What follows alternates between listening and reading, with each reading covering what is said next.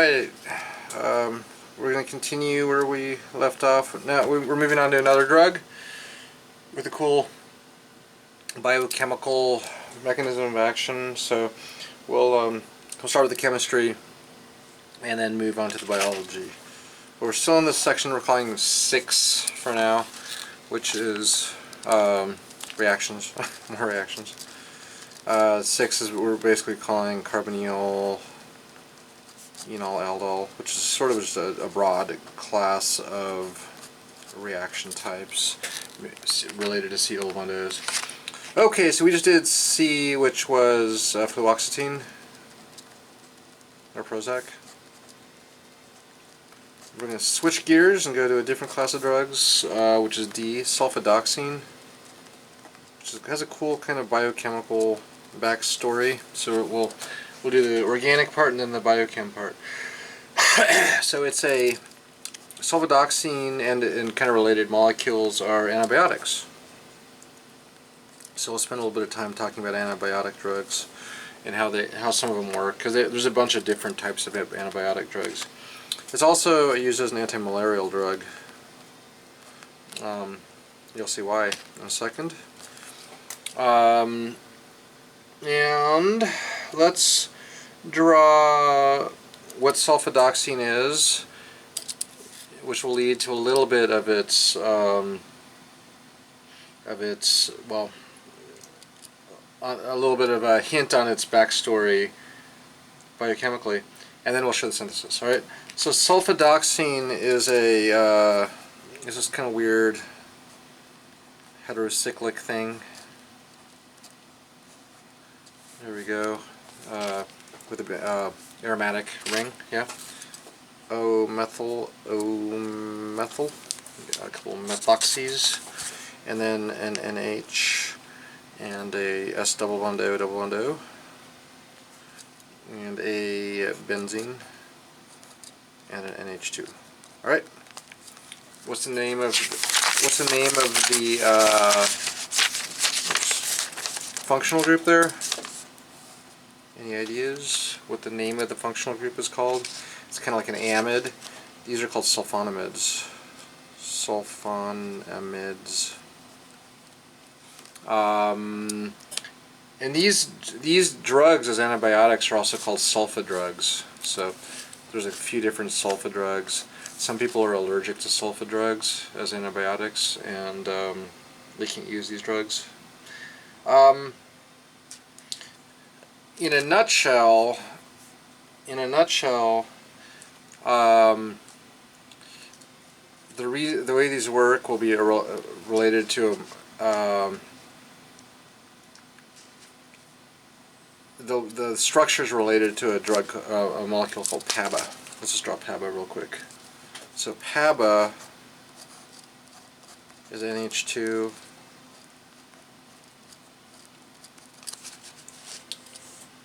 Benzene carboxylic acid, and so PABA is also one of the types of sunscreen, paraminobutyric acid. So it absorbs UV light, and people use it as a sunscreen because it absorbs UV light and avoids sunburn and skin cancer. Okay. Anyway, so the drug is basically going to mimic PABA. PABA is actually used in the biosynthesis of bacterial DNA, and by essentially this thing kind of mimicking this, it kind of messes up those enzymes, and we're basically stopping the synthesis of bacterial DNA. And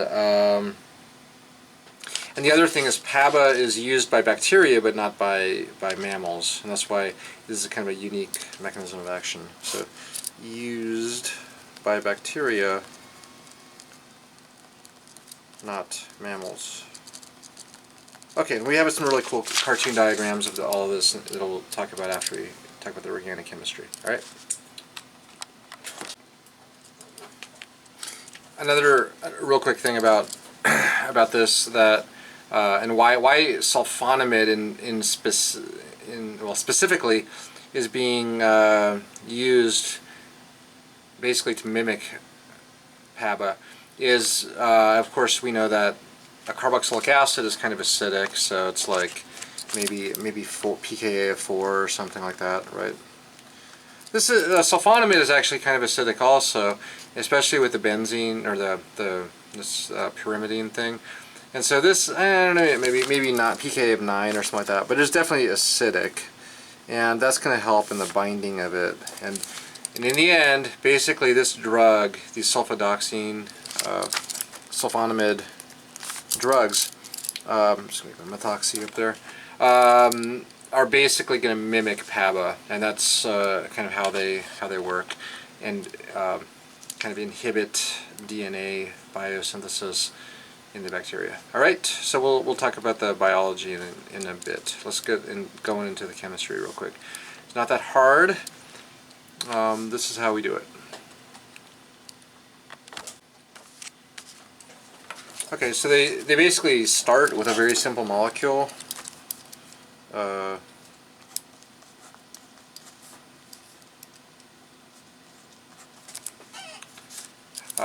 This ester with a ether linkage right there, and this I believe that these two carbons are ultimately going to become like these two carbons in the final product. So they have a few steps to get there, but this goes pretty easily. So what they do is they react this with a base,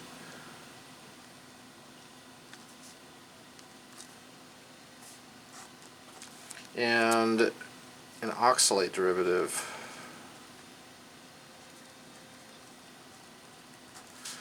So oxalic acid, of course, is the dicarboxylic acid of that, oxalic acid, and that's also the basis of kidney stones. You have calcium oxalate, which is the calcium salt of oxalic acid, and that's basically what a kidney stone is. Okay, but they're not trying to create kidney stones. They're actually just using this diester as sort of a little building block. So this is pretty easy. They take off the proton with the base. Organic 2 stuff, right? It makes an ester, or it makes an enolate, which is just a nucleophilic thing off the ester.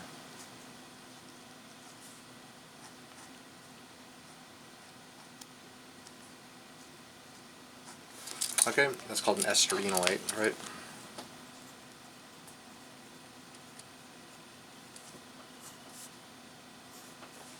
Alright, and this is a nucleophile. The nucleophile is going to attack this thing, so it's basically just swings in and attacks. Electrons go up, electrons go down, kicks off a methoxy group, right? And essentially this thing gets attached to that thing, right? And what does that make? It makes what we started with.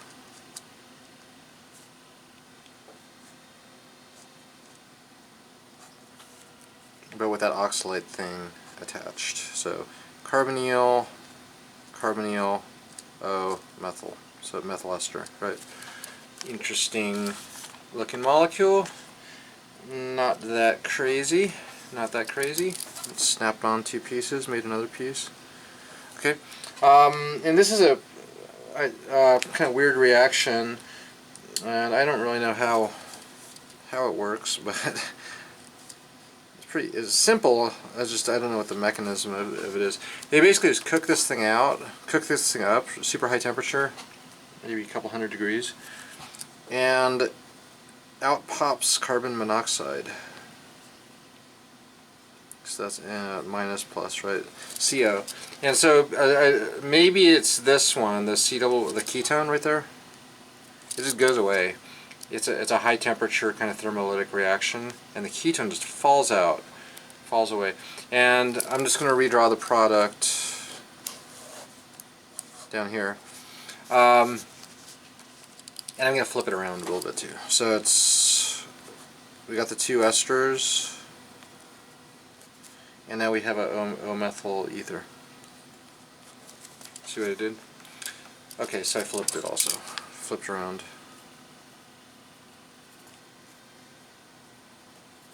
Alright, so all we did was we basically made this beta diester. Beta means they're beta to each other. It's alpha. Like if I look at one ester, alpha carbon, beta carbon, right? So it's a beta diester with a methoxy at the alpha position. Alright, so we're cool. That's that. Now it's a pretty easy reaction. I'll just go downward here. They cook it with ammonia, NH3. This is a pretty simple reaction. All this does is it kicks off the ester. We do it twice. It does it twice. So ammonia attacks, electrons up, electrons down, electrons off. And then we do it a second time on the other side. So also here.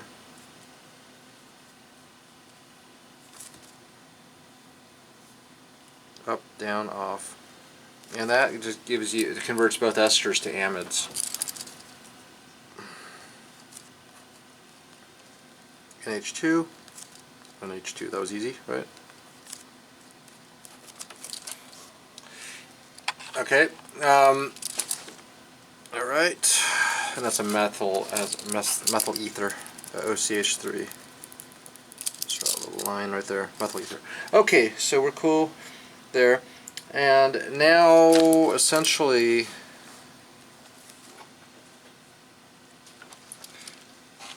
they react with this. That's kind of just weird. We're getting to it'll where this will resemble the final product pretty quickly. Okay, so they react with this kind of weird thing, trimethoxymethane. It's just kind of an electrophile, and both nitrogens will just attack and kick off the methoxys, and that's going to build that little 6-member ring that we have above. So it kind of attacks there, this attacks there also. They both kick off the methoxys. Not at the same time, but in sequence. So like one attacks, kicks one off, the other one attacks, kicks one off. And then at that point, we're actually pretty far into the synthesis. So we'll have, this is going to be flipped over again, but now it'll resemble the final product a bit more. So nitrogen, methyl nitrogen, then we got hydroxy, methoxy,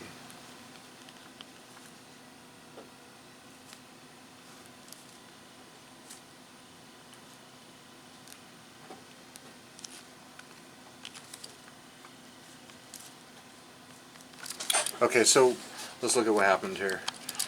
Basically, so these two carbons, the acetyl bond O's, are really the, if I flip it, assume we flip it over again, those are those two carbons, and the methoxy is up top now. And then the two nitrogens are these two nitrogens, and they're both connected kind of to this carbon with the methoxy. So it basically looks like that now. Alright. And if you look at the final product, you can start seeing that we're a little further along now. Now we can see the 6-member ring that kind of matches that 6-member ring. So we just have a couple little steps to get to the final product, but that's how they made this little pyrimidine looking thing. Okay, alright, so now this just kicks us off. And now, and we, of course, we don't see that methoxy in the product anyway, so right, it's not there. And so this just kicks it off, and it makes this kind of more aromatic looking molecule. Alright, so what do we have now?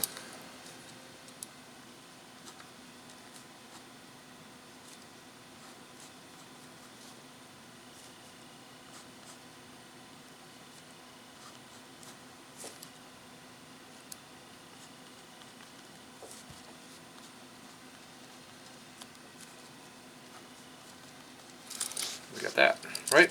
Alright, that's what we got. Okay, so that's cool. Now, they do a pretty easy reaction. POCl3, which is comparative to, like, we'll say, SOCl2, which was a organic reagent organic 2 reagent you used basically to convert alcohols to chlorides. So that this converts the 2 alcohols to chlorides. Okay, so SOCl2 is kind of like POCl3, and now we got chlorides, which are leaving groups, right?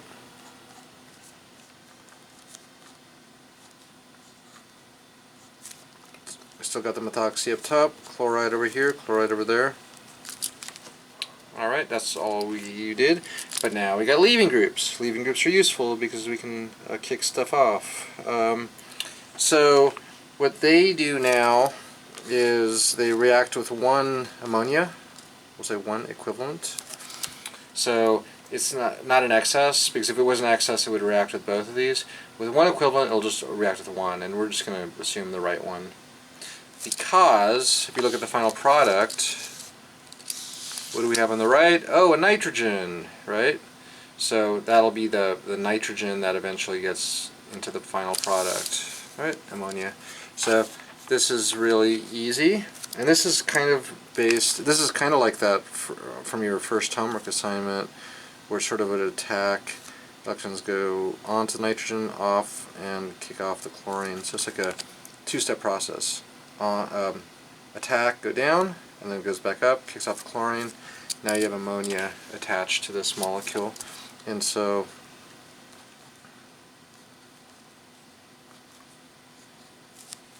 now we got an NH2 essentially, because one of the H's goes away. Alright, we cool? We think we're cool. So that's cool. We turn a chlorine into an ammonia, nitrogen, and that nitrogen will be used in the, well, like I said, it'll be part of the final product. Okay, we're getting close, getting close. And what do we have in the final product at this position? At the top left position? What do we got? Let's go back up top. At the top left, we don't have a nitrogen, we have an oxygen, an O-methyl, right? We already got this, we already basically got this, still got to put on that thing. But we need to convert the chlorine into an O-methoxy, right? So how do we do that? How do we convert that chlorine into an O-methoxy?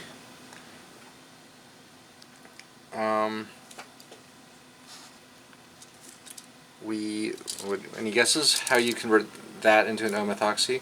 Well, you need a carbon and an oxygen, and essentially they just use methoxy minus, O minus CH3.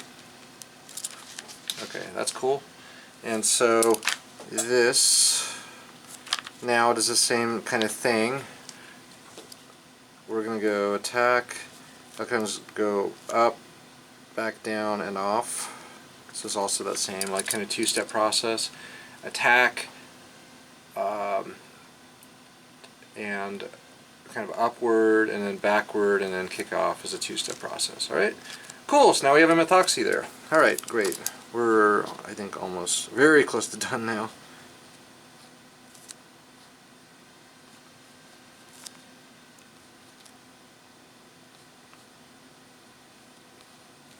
Now we've got our NH2.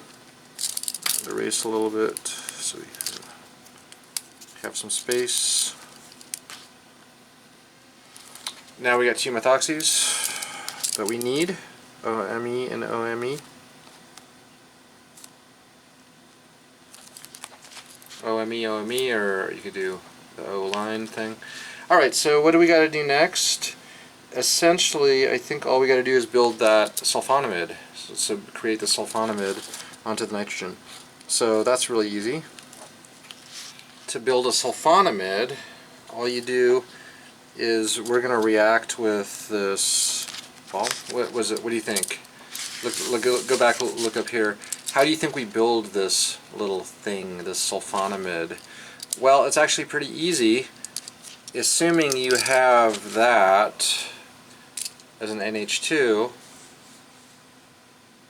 we would just use the other side, but maybe with a group that would leave, like a leaving group, like chloride, right? And those are very common. We call them sulfonyl chlorides. SO2Cl. We sell a mesyl chloride, MSCl, I think, recently, and that's also the same kind of thing. It's a sulfonyl chloride. It's S-double-bond-O-double-bond-O-Cl. Okay, so all we do is use the sulfonyl chloride of this whole thing, and then we're in business. The only thing is we need a protecting group on there, and that's really easy too. So we use a protected derivative. So we have NH, that's our protecting group on a benzene, and then we have that sulfonyl chloride, SO-double-bond-O-double-bond-O-Cl. See that? Oh, it flies away. See how it looks? That NH2 and the sulfonyl chloride. And so the mechanism is pretty simple. It's something kind of like NH2 attacks, basically attacks the sulfur, it kicks off the chlorine, and now the nitrogen's attached there. And this again is a protecting group. We'll take it off at the very last step, which is basically the next step. That's just a temporary protecting group for the nitrogen. Okay, so that's pretty much it. Let's just draw the final little bit. So need a little more space here.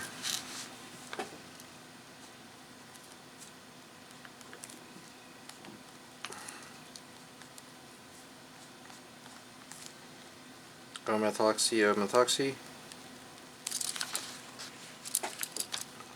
NH. I'm going to abbreviate all this stuff as, well, here's our sulfonamide. I'm just going to say a little circle for the benzene, and then diamide, NH.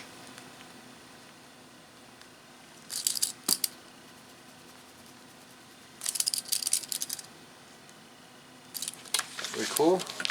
So that's basically the final product before deprotection. So we have to take off that amide now. Whoa. So this is our protecting group on the very end there. Okay. How do you cleave an amide? That's, I think, VS probably 20 or 21. VS 20 or 21.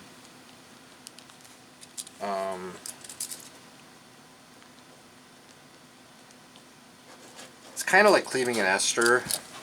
It's really harsh because amides are so stable, but we just have to cook it overnight, I think, in sodium hydroxide, which is NaOH.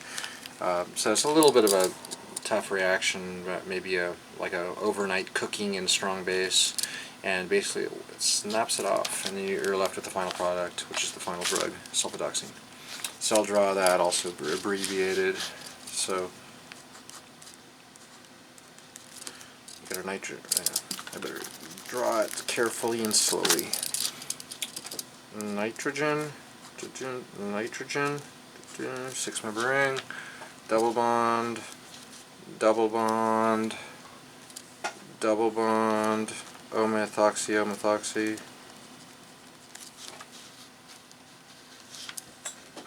NH, sulfonamide, blah blah blah, NH2. That's basically the final drug. Okay, we made it. So it seems like a nice long little synthesis, but none of the steps are that crazy.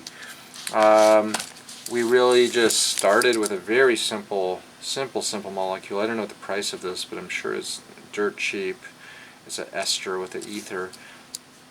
Kind of use this oxalate, dimethyl oxalate, another dirt cheap chemical, which made essentially a keto ester. Cooked it, the CO, the middle CO flew away, and then that basically, flip it around, you got this, and then make the two amides, and then we attacked this weird little intermediate, and both the nitrogens attacked it. That built our ring. This is just a temporary intermediate. Got this. Make some chlorides, and then once you have the chlorides, you can kind of selectively do one, react with one and then react with the other to just build the molecule. It's a pretty nice, logical little synthesis. All right, cool.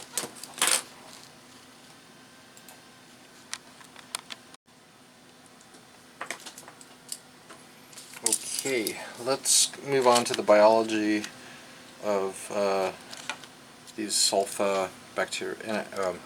Antibiotics, antibacterial drugs. Okay, still on number 6 reactions. We're on to D. I think I may have misspelled the molecule's name. It's sulfidoxine. Sulfidoxine. I may have wrote sulfadioxine or something weird like that. It's D-O-X-I-N-E. Okay, so let's talk a little bit about the basic theory of how these drugs work. So the mechanism.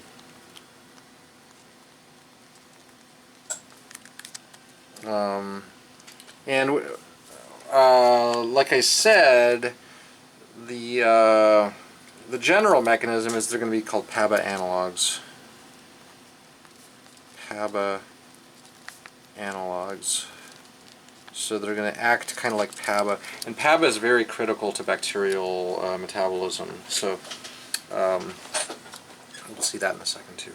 Okay, so let's draw a intermediate of bacterial folate metabolism. So bacterial folate metabolism. So this has to do with derivatives of folic acid, which is kind of how bacteria and also humans and mammals kind of prepare like DNA, nucleotides, and things like that. We just happen to do it a little differently than bacteria, and that's what we're going to target. Okay, bacterial folate metabolism. Alright, so let's draw a molecule. I'm going to give myself some space because it's kind of a big molecule. Well, there's a couple things we got to draw. Alright, so I'm going to draw a little nitrogen, NH, acetyl bond O, ketone, or it's actually kind of an amide looking thing. And then we got another one, nitrogen, NH, acetyl bond O. Okay, that's a nice C double bond O, C double bond N, I'm sorry, C double bond N. Okay, we got that. Cool. And then we have an NH2 over here. Okay, this molecule is called, what's it called?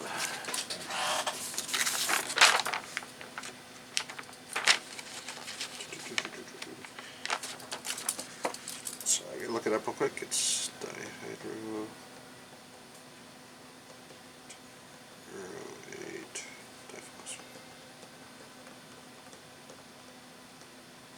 Alright, oh yeah, sorry. A little more to the molecule. We have a CH2 oxygen, and then we have this diphosphate thing. You've probably seen this in biochem class. These are phosphates, so it's like a P double bond O, single bond O, and then like it's linked to another phosphorus. I'll draw that in a second, so you have that in your notes. But this is just a nice way to draw it really easily. Okay, as opposed to draw the whole thing, because it's a little crazy to draw. But we're going to just call it diphosphate. Diphosphate. Alright, we cool? And diphosphate is a leaving group. It's a biological leaving group. Biological leaving group. So we see these kind of things all the time in biology and biochemistry of these phosphates. Basically, that a nucleophile can attack that carbon and kick off this whole biological leaving group. Alright, this molecule has a name. It's dihydroterrorate, P-T-E-R O-A, dihydroterrorate diphosphate.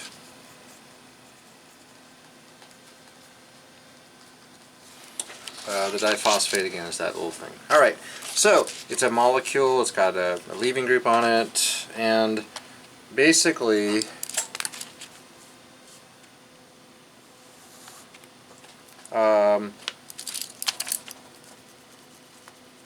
PABA is going to be the nucleophile. Alright? PABA, which is a very simple molecule, paramino benzoic acid. PABA is going to react. It's an enzyme catalyzed reaction, but essentially nitrogen comes and attacks and kicks this thing off, and that will make the nitrogen kind of attached there. And what does that look like? What does that product look like? It's going to look like I just attached those two things. Okay, so I'll draw it really quickly down here. 6-member ring, NH2, double nitrogen, NH, acetyl bond O, double bond, NH,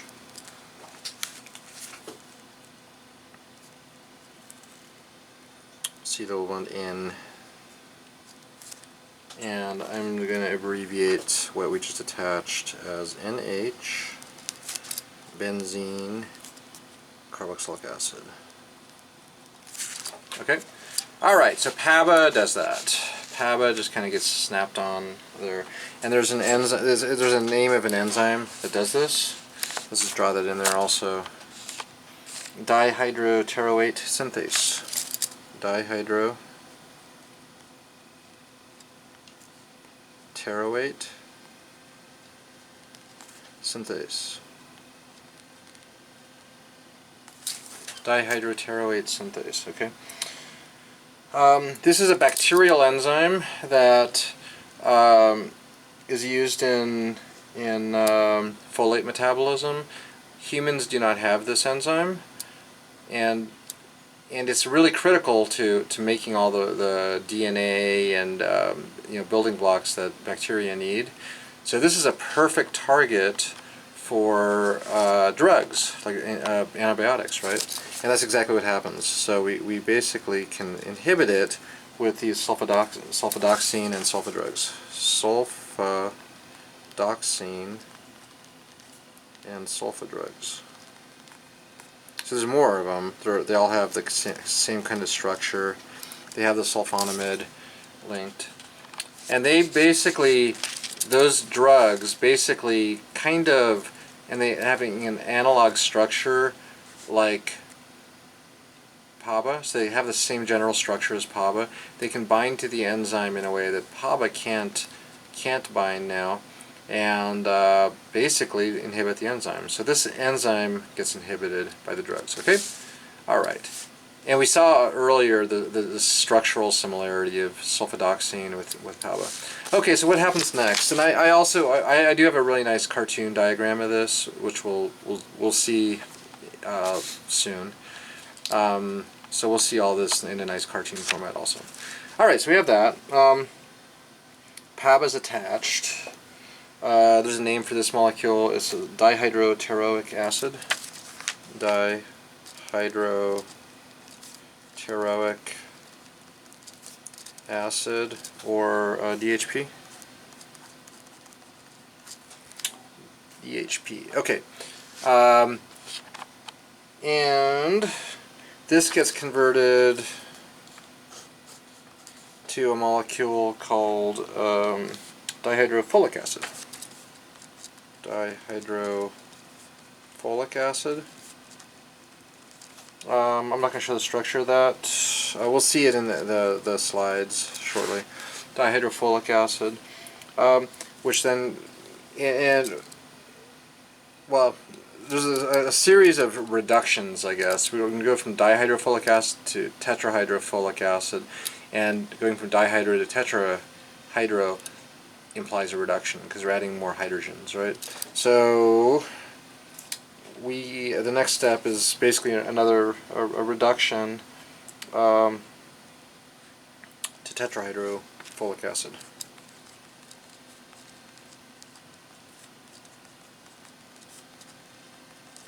And what would a good abbreviation for tetrahydrofolic acid be? If this is DHF, this should be THF.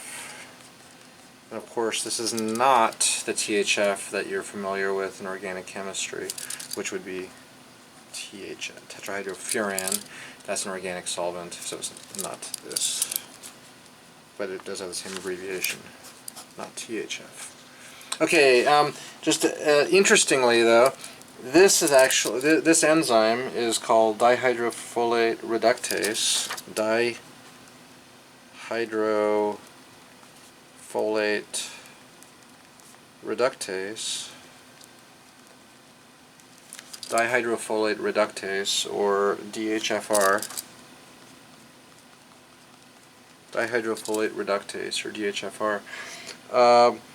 And this one we do have as humans. We do have our bodies and mammals have dihydrofolate reductase. But there's different versions. There's a bacterial version, and then we also have our kind of mammalian version. So I'm just going to add a note that says bacterial DHFR. Okay, and if this is all important for a bacteria, you might think, oh, another enzyme. Could we inhibit this and create a different class of antibiotics? And the answer is yes. So this can also be inhibited by a different drug called trimethoprim.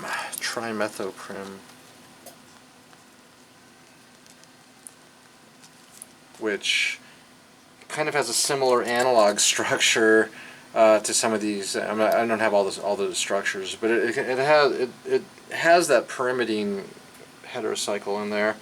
I'll draw the molecule. But trimethoprim is another antibiotic, and it's inhibiting this other enzyme.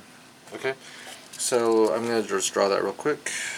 Nitrogen, NH2. Yeah, that works actually.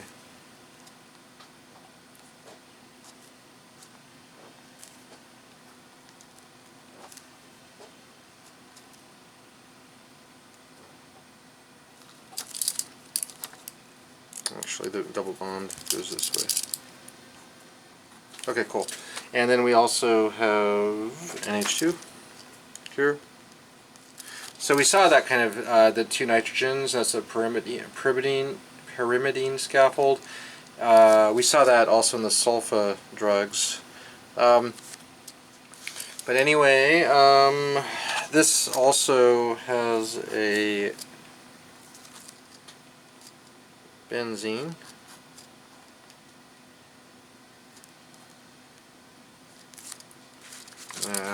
It's a little tough there. We have three methoxys. Methoxy, methoxy, methoxy. There's a methoxy there, OCH3. Alright? Cool. So trimethoxy. Methoxy, methoxy, methoxy.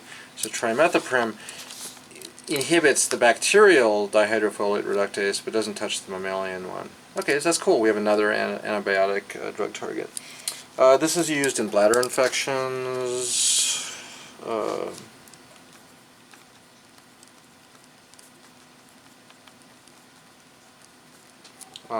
Also, retinitis is an eye infection.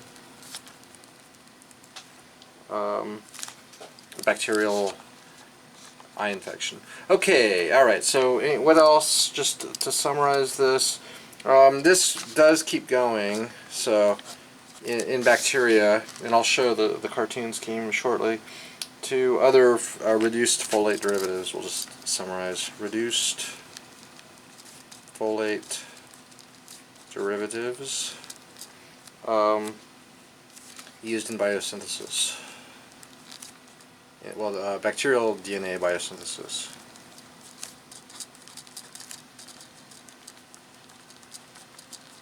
Okay, cool. So we now have kind of like a couple different strategies to sort of target bacteria. Okay, And as a little side note, this is just a terminology note for antibiotics. These sulfidoxine and sulfa drugs are called bacteriostatic. So bacteriostatic means we are not actually killing the bacteria, we're just kind of preventing it from growing. And that's what happens, is if we're kind of preventing bacteria from making its building blocks, we are preventing it from growing, and that's what we call it, bacteriostatic.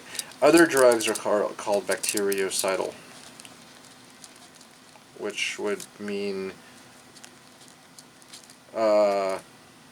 drugs that actually kill the bacteria, like penicillin derivatives and cephalosporins and stuff. We'll talk about those later. Other antibiotics, like things like beta-lactam antibiotics and stuff, are actually bactericidal. So it doesn't mean, stopping the growth of a bacteria is actually a nice way to treat it, and it's effective for a lot of simple infections. So that's kind of the difference between the words bacteriostatic and bactericidal. And yes, we'll talk about the other antibiotics in a bit. Alright, good. Oh yeah, one more before we leave this page. Let's just talk again about the phosphate thing. I'm just going to draw what I mean by that. Let's stick it over here. Alright, so what I mean by that is if we have OPP, what does that mean? That means O, P double bond O, O minus, O, P double bond O, O minus, O minus. Something like this. And that whole thing is considered a leaving group, so a nucleophile attacks and kicks this off. Is this the kind of leaving group? Because a lot of leaving groups are unstable in water, right? Like if I have an iodide, or like organic leaving groups, like iodide or something like that. Well, that was it's probably going to react with water, like in the body. The reason this is kind of cool as a biological leaving group, this is actually stable. This is totally stable under normal conditions, but with the assistance of an enzyme, it's a nice leaving group. So it's not like a super duper leaving group the way like iodide is that we use in organic chemistry. It's kind of like a biological fine-tuned leaving group. Okay, I just want to make that clear also. All sorts of phosphate derivatives, and of course like ATP has 3 phosphates, adenosine triphosphate. Alright, but they are stable under normal conditions until a proper enzyme is found. Okay.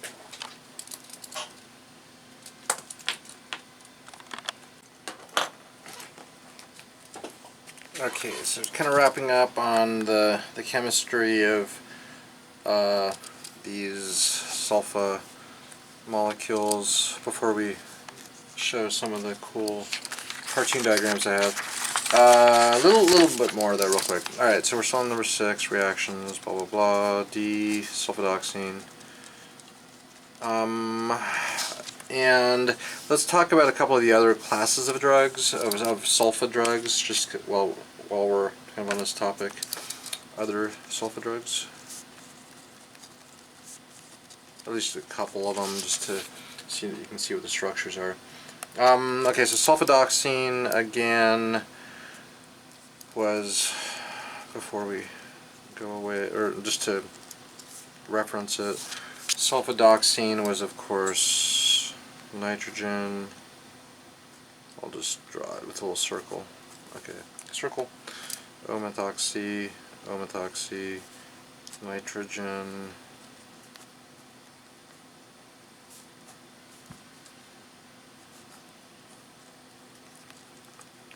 Okay, so Most of the use of this molecule, at least nowadays, is anti-malarial. It is one of those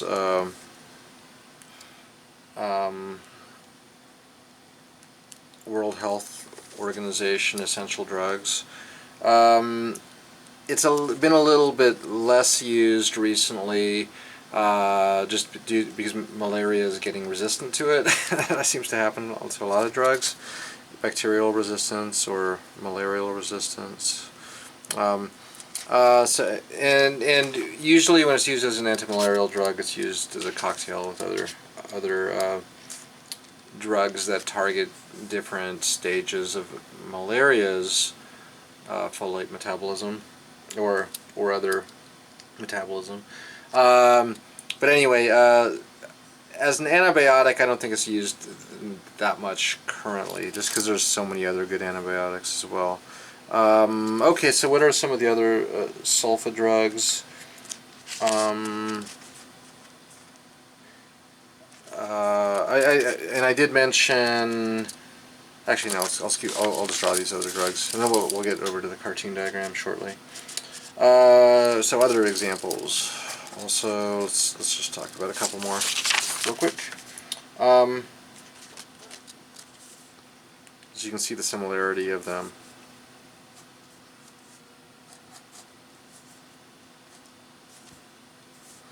So this is another class of sulfa drugs. It's got a different oxygen heterocycle, so instead of the ends being kind of like almost like meta, they're more like para.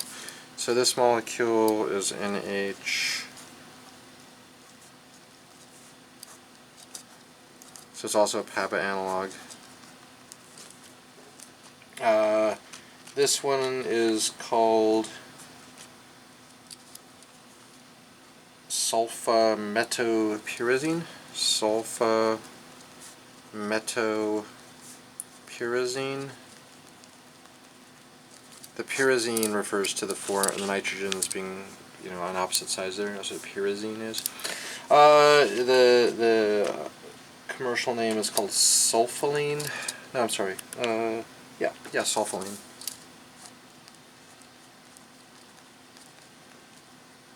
It's also called Calphazina. Calphazina.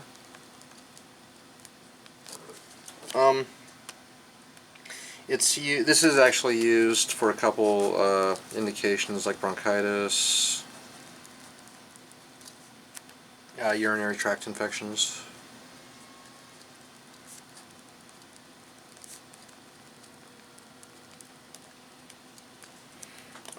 And still used for malaria. There's also some really good malaria drugs that are different than the sulfa drugs. Artemisinin and yeah, I don't know, we may get a little more into malaria later. But anyway, yeah, the folate metabolism is still, one of the ways we actually treat malaria. And I'll draw one last one, which is Sulfa Dimethoxine. I'll draw the structure and give a name. So it has the same general structure.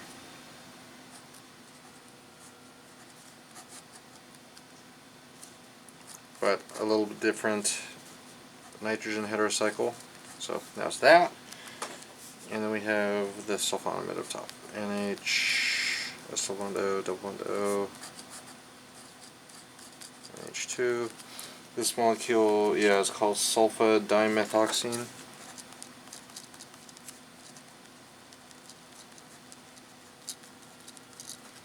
Or Albon. Alright, and you can see the general similarity of like this bottom one to the second one to the top one we discussed earlier. This one is used maybe more in veterinary medicine. Veterinary medicine. Used in veterinary medicine for respiratory and urinary tract infections.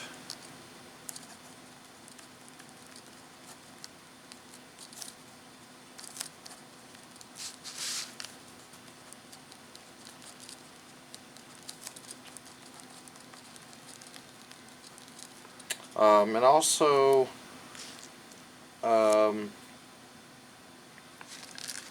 dogs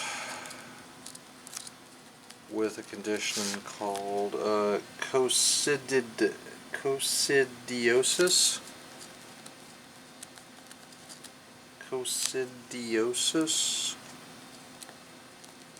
Which is a protozoan infection.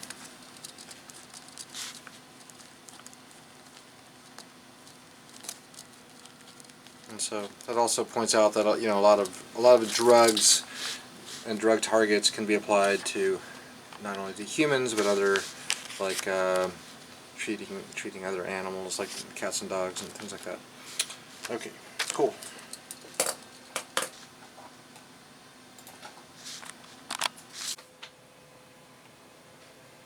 Alright, so this is a series of cartoon diagrams that I made on, well, specifically folate antibiotic drugs that we were talking about, that kind of mimic PABA, para-aminobenzoic acid.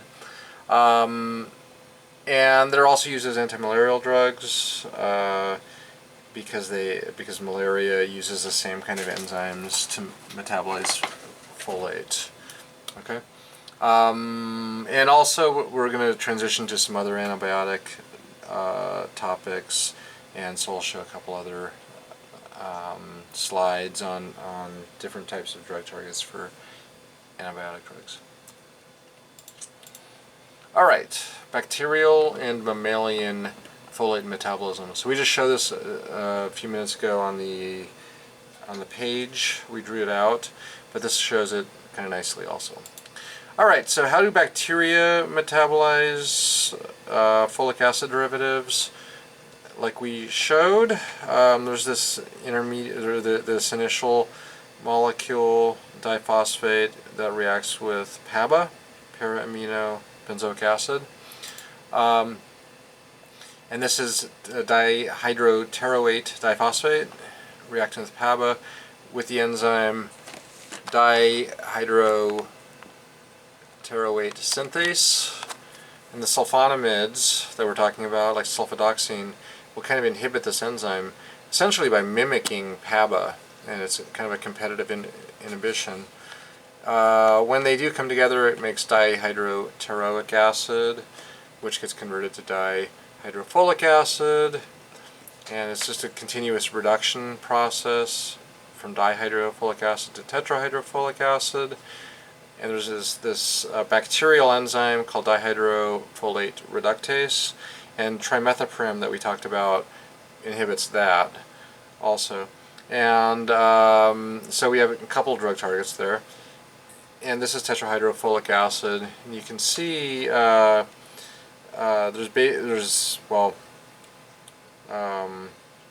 highly reduced on the right side. There's these extra CH2s and the CH here and the NHs. So it's a highly reduced to intermediate, and then this ultimately is used for other metabolites and amino acids and nucleotides and things like that.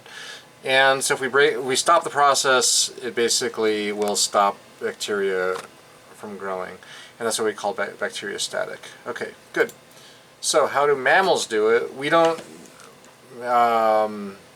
metabolize folate the same way, and we don't use PABA the way bacteria and parasites like malaria do. So we get folate from leafy green vegetables, broccoli, seeds and nuts, and things like that.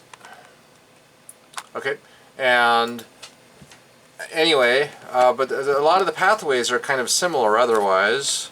And even some of the enzyme names are the same, but it's just we use different ones as mammals. So we would obtain folic acid from food, diet, and then there's a series of reductive steps using dihydrofolate reductase, DHFR. We use of course, reductive cofactors like NADPH, right, which is a reducing cofactor. And that, you can see the kind of reduction that occurs. The C double bond N gets reduced to CH2NH. So basically it has the effect of adding an H2, right? So it's like we added an H and another H, and that's a reduction. It's dihydrofolic reductase. Okay.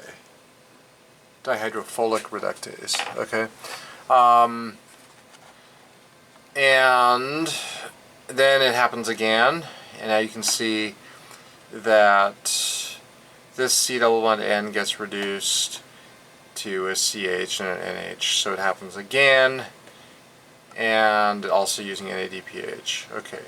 So it's the enzyme dihydrofolate reductase and dihydrofolic reductase are kind of similar in function, but this drug trimethoprim only inhibits the bacterial one, so it doesn't interfere with mammalian folate metabolism. So that's kind of why trimethoprim works as a selective antibiotic drug, which is kind of cool. All right. Okay, so what happens at the end of this process?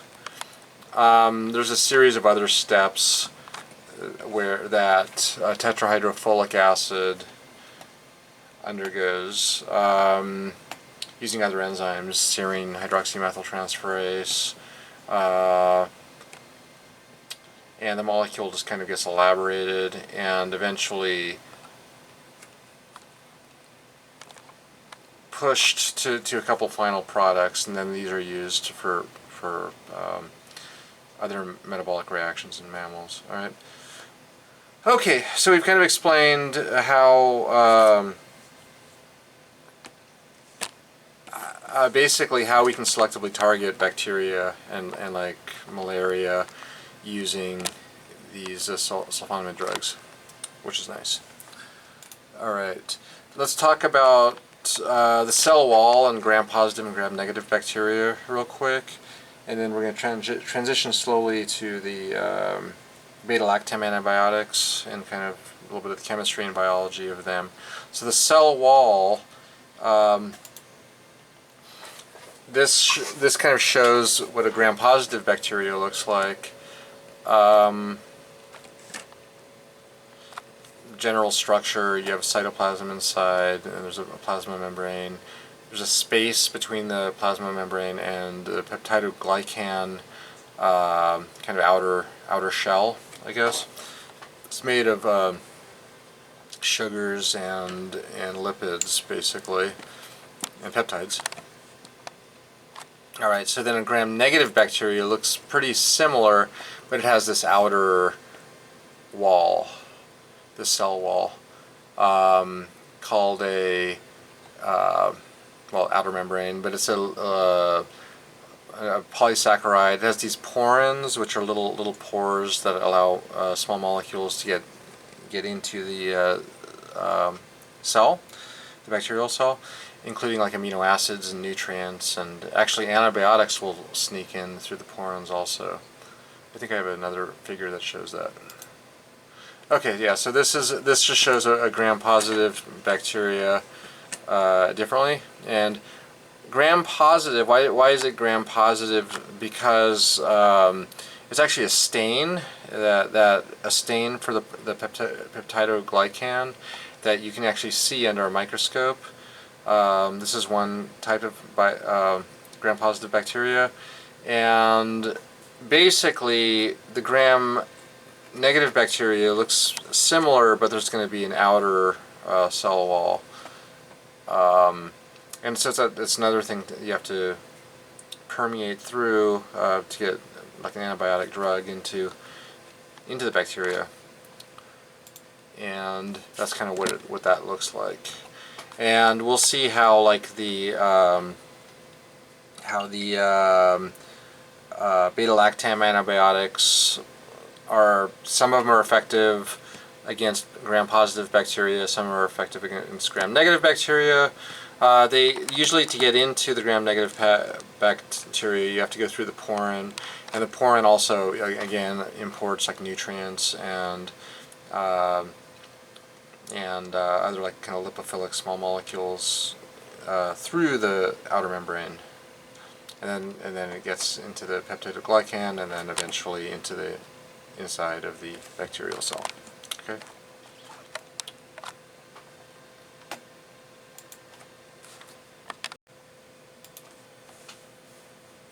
Okay, so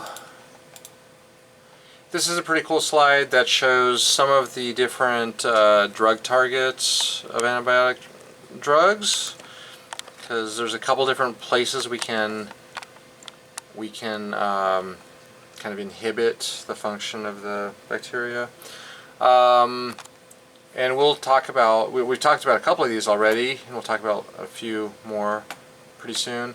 Like the beta-lactams, for example, like penicillin derivatives and cephalosporins are involved. They basically inhibit the cell wall biosynthesis. We'll talk about how that happens. Vancomycin is super cool. I don't know if we'll actually get to it in this course, but it also kind of inhibits the cell wall biosynthesis.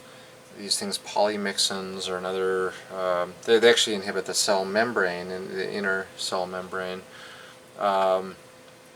Synthesis. Folate, we talked about folate just now. Sulfonamides, they kind of deal with metabolism of dihydrofolate reductase and tetrahydrofolate reductase. And also trimethoprim. Actually, sulfonamides are kind of block one step. Trimethoprim blocks another step.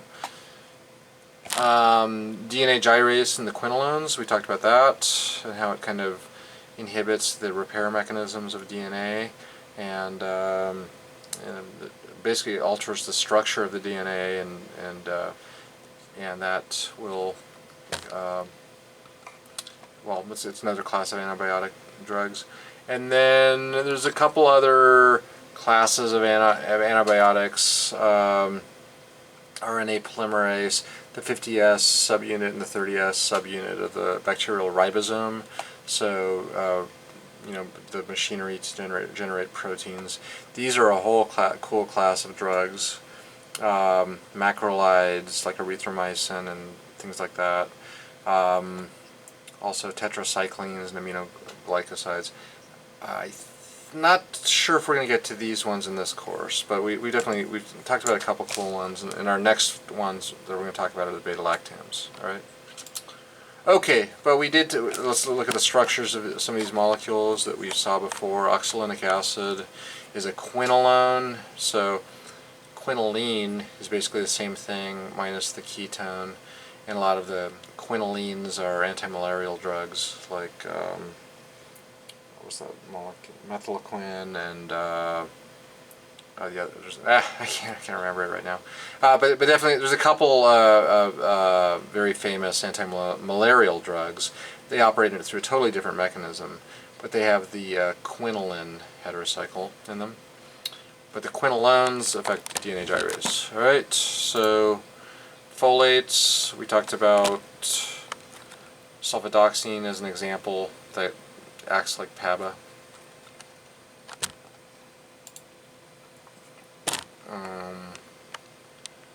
Trimethoprim, in some ways actually has a similar structure to sulfidoxine, but it inhibits a different enzyme in folate metabolism.